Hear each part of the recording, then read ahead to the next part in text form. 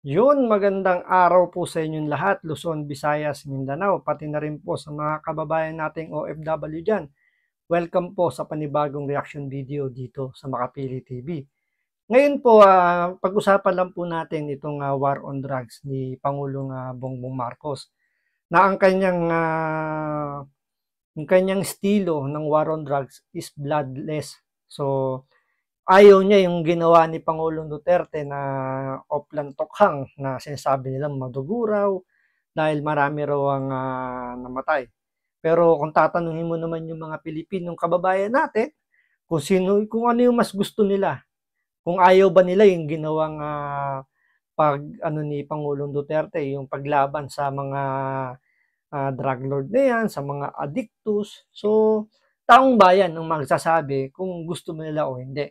So, dahil dyan sa war on drugs ni Pangulong Bongbong Marcos, yung bloodless, bumabalik na daw po yung mga sindikatong nagbebenta, yung mga, sabihin natin, yung kriminalidad, bumabalik na rin po. So, yan po yung pag-uusapan natin ngayon. Kaya, kung hindi ka pa nakasubscribe sa Makapili TV, baka pwede naman pong pakipindot po muna yung subscribe button. At the same time, palike na rin po ng video. Wala naman pong bayad yan. Kaya, pindot na. So ito, panoorin po natin tong balitang to kung bakit nasabi na bumabalik na po yung mga illegal na droga dahil po sa bloodless war on drugs ni Pangulong Bongbong Marcos.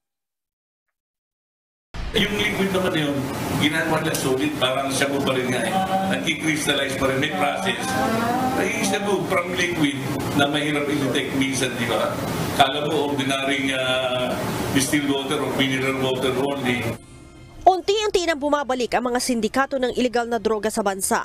Kaya naman, puspusan ang ginagawang operasyon ng Philippine National Police Drug Enforcement Group upang mapigilan ang pagkalat nito.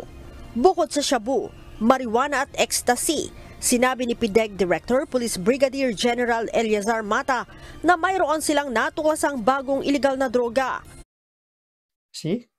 May panibagong panibagong version na ng mga illegal drugs na umiikot na sa merkado natin. By the way, kung di ako nagkakamali, itong si PIDEG chief na to, isa yata ito sa mga sinabi ni Trillanes, hindi ko sigurado pero yung apelyido niya kasi parang may nabanggit dun si Trillanes na mukhang kasama ito sa mga kinasuhan doon sa ICC. So, yun lang, nabanggit ko lang naman. Pero yun nga, batay na rin dito sa balitang to, bumabalik na daw yung mga illegal na droga. Tapos may bagong variant na lumabas na panibagong version to.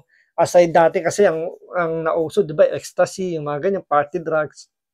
Ngayon, dahil nga bumabalik na uli at gumaganda na uli yung ekonomiya ng mga illegal drugs. So, nag-i-evolve na uli sila. So, may panibago silang nilalunch na product, which is yung liquid shabu. Kumpara sa shabu, mas mura umano, hindi masangsang ang amoy at mas mahina ang epekto ng bagong droga na tinawag na methylamphetamine. One of the suspects is introducing another drug. Yung liquid form na shown earlier or mentioned earlier, which is cheaper and less neurotoxic effect on individual using it. That is a new discovery in the milestone of conduct of the illegal drugs in our country.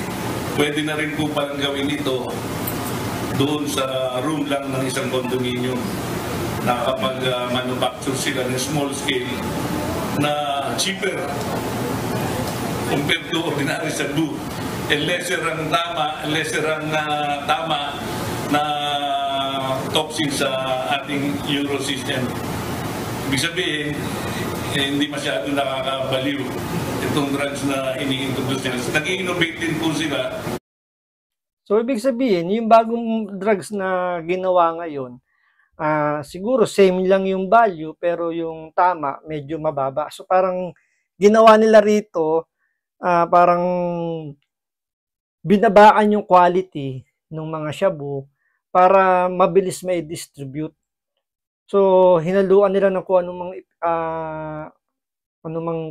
chemicals yun para medyo humina lang yung tama. So, siyempre, kung humina yung tama, halimbawa, binawasan ng ingredient, tapos siyempre mahina yung tama. So, yung parang mangyayari rito dahil yung mga dating gumagamit na nakukulangan dun sa tama nung bagong variant na yung ginagawa nilang liquid na substance na yan. So, ang mangyayari dyan, dadami yung kanilang konsumo. So, ang ending niyan, halos nadodoble yung kikitain ngayon ng mga gumagawa, yung mga nagpo-produce ng mga ganyang illegal substance na yan. So, ang ending, mas magiging maganda yung magiging bentahan. So, ganun ngayon yung naging diskarte nila na mukhang hindi na talaga sila natatakot ngayon. Hindi sila natatakot na mag-produce, hindi na sila natatakot na gumawa ng kumbaga magbenta na uli, na lumantad na uli sa merkado dahil ramdam nila ngayon na maluwag na yung pagbabantay sa kanila kasi nga bloodless na eh. So, nangyayari, kailangan na silang pakiusapan ng mga pulisya dahil bawal silang barilin, bawal silang mapatay kasi madadali sila ng human rights. Kasi ang gusto ni Pangulong Bongbong Marcos, bloodless. Ayaw niya na may dadaanak ang dugo yan. Kaya hanggat maaari, pakiusapan lang muna itong mga nagbebenta, yung mga gumagawa ng illegal na droga, is kailangan pakiusapan lang muna ng mga pulisya natin bago sila arestuhin kung magpapa-aresto. Nakalagay aniya ito sa pakete ng mga pagkain ng koi fish at iniaalok ng mga sindikato online. Sabay bust operation sa Pasay at Parañaque noong nakaraang araw, sinabi ni Mata na 3 Chinese ang nahuli nila at nasa 8 milyong pisong halaga ng droga ang nakumpiska. Kaugnay nito, kinumpirma din ni Mata na mayroon silang bagong listahan ng mga local chief executives na sangkot sa kalakalan ng illegal na droga.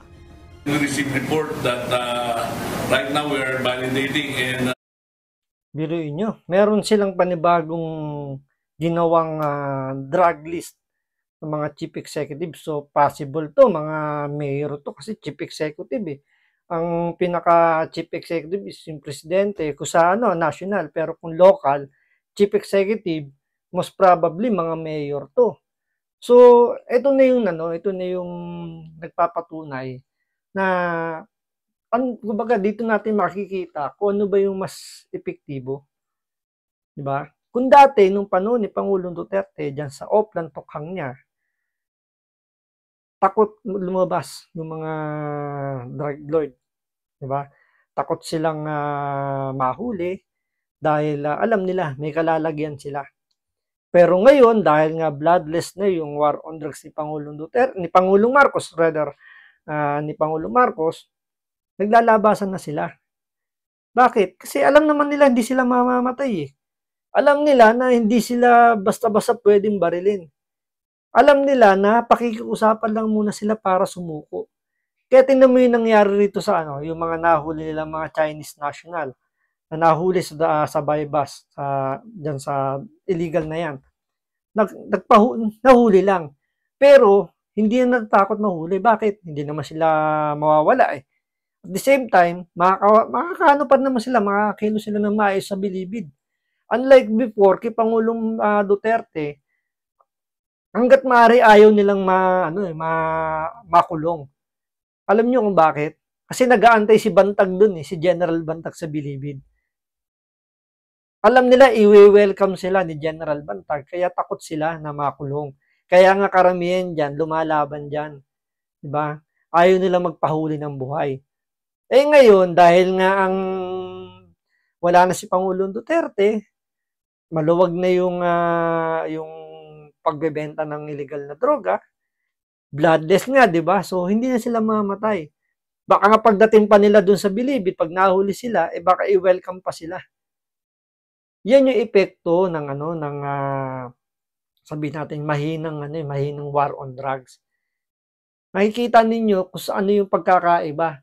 Kung kay Pangulong Duterte, takot na takot silang lumabas. Yung iba nga, di ba, nagbagong buhay, talagang tumaba dahil nga nagbagong buhay, hindi na gumagamit. Yung iba, nagpakalayo-layo para hindi sila makilala. Dahil nga ayaw pa nilang mawala eh. Ngayon, bumabalik na sila ngayon. Mabilis na nagkakabentahan ngayon. Lumalakas na uli yung yung kalakalan nila. Sumisigla na yung ekonomiya ng pag-aangkat, yung pagbebenta ng mga illegal na droga. Yan yung epekto ng bloodless ni Pangulong Bongbong Marcos. Na hindi natin alam kung yan ba talagang gusto niyang gawin o baka ibinulong lang sa kanya ng mga nakapaligid sa kanya na naghirap, nawalan ng kinita nung panahon ni Pangulong Duterte dahil maraming natakot eh. Kasi alam nila pag sila nahuli, may kalalagyan sila. Ganun dapat ang natin, ang gobyerno natin na alam niyo yun, si Pangulong Duterte, di bali nasabi nga niya, di ba, di bali nang siya yung lumabas na masama. Ang importante sa kanya maging komportable tayong mamuhay, naglalakad sa gabi na hindi tayo kinakabahan na anytime may addict na sumusunod sa atin. Which is totoo naman. Ang mga addict nung panahon ni Pangulong Duterte hindi naglalabas ng bahay. Kaya yung mga kababayan natin nakakapaglakad ng matiwasay sa labas. Yung mga kapulisan natin meron silang yung police visibility, talagang ramdam na ramdam mo. Eh ngayon, ano nangyayari? Yung pulis natin nandun sa Davao, babantay kay Kibuloy. Yung mga addict ngayon naglalabasan na kasi alam nila na hindi na sila tinutugis ngayon, hindi na sila free na silang lumabas ng bahay ngayon. Dahil ramdam nila na safe sila ngayon dahil meron silang kakampi ngayon, yung mga human rights advocate. Yan yung nagiging kasangga nila na kapag may nawala sa kanila, may namatay sa kanila, andyan naman yung human rights advocate na tutulungan sila. Pero yung mga inosenteng kababayan natin, bumabalik na uli yung takot. Bakit? Nakikita na nila uli yung mga adik pakalat-kalat sa kalsada nila. Tuwing gabi, andyan, laging parang mga CCTV, laging nakadilat ang mata na nag-aantay sa mga ski-skinita. So, hindi na sila kampante. Pero nung panahon ni Pangulong Duterte, kampante silang lumalabas ng bahay dahil hindi nila nakikita yung mga addictos na yan. So, kayo nang humusga na kung alin ba yung mas magandang war on drugs. Kay Pangulong Duterte ba o yung kay Bongbong Marcos na bloodless? So, maraming salamat sa panonood. Ingat po kayo lagi. God bless.